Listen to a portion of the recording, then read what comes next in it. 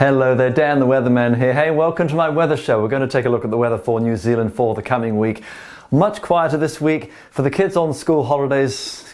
Ditch the merino layers. We've gotten the polar blast. We've thrown it out the back door. Things are going to be fine, more normal as the weather starts to come from the west-northwest instead of from boom, down straight, literally from the Antarctic. That's what's going on right now. Big yellow strip there. Weather system moving off the Australian coast. That brought some heavy rain to eastern parts of Australia over the weekend. There is more to come for them. We're sitting there. I put the streamlines on to show what is this bend here. That's high pressure, an upper ridge. That's a big trough, that bendy bit there. And that is going to slide in. But with that as well, it's more or less going to meet the big ridge. So with that, it's going to fade. So there's a lot of decent dry weather. Over this week, you're going to have some fine weather. But the big player, of course, in our weather over last week, the polar vortex. And why do we get the coldest weather of the year in spring? It's because the polar vortex is breaking down. That's Australia, that's South America, and this is the polar vortex. Think of it like a 3D big blob of ice. It's cold, it's stuck in winter, but in the spring, the edges start to get a bit wobbly, like a lump of jelly,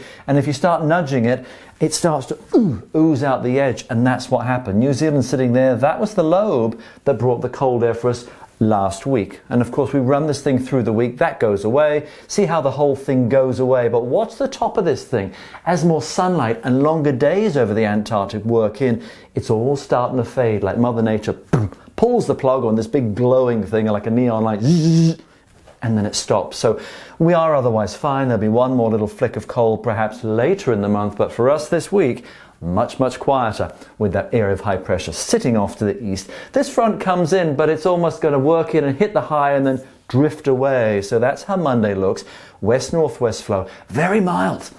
Some spots to the east of the South Island, Dunedin, Christchurch. How about 20 degrees? Auckland, you've got a dry week. That front there, watch how it goes through. Instead of just it's hitting the high and all the moisture and energy goes away. Really, the central parts of the country see some wet weather, just some showers on Tuesday. Further south, a new high comes in. So school holidays, kids, you're in fine shape. Wednesday, just a little piece of a front there, new high coming in. Where's the air coming from? Not from down there. It's more of a west-southwest flow. So for a lot of us, mid to upper teens, even a couple of 20s for highs. So it's a much quieter week. And some spots, for instance, the north of the country, you stay dry probably until the end of the week. Thursday, that little piece of the front there has one or two showers to the east of the North Island. The odd one may just pop up with a northeast flow to the east of the South Island, but it's quiet. It's pretty much okay. Start seeing more stuff going on. And I mentioned Australia. Look at that, starting to brew and work in. That's something they don't need. That's more significant rain for parts of New South Wales, interior, and also Victoria. That's how we end the week. A few little spots of blue, a few little flicky showers over the North Island. So could be wetter with some showers for you end of the week, but down south, you've got a great looking week. It's fine, it's dry. Maybe something heading out of the subtropics by the end of the week, grazing the far north, but let's call it a fine, dry week overall. Rainfall wise, much better. You can see the wet weather there. Through the week, the accumulated rainfall, where it goes purple, that's 50 to 100 millimeters of rain, the west of the South Island. But look at that, eastern parts of the South Island, many places will stay otherwise dry. The upper North Island, same sort of thing.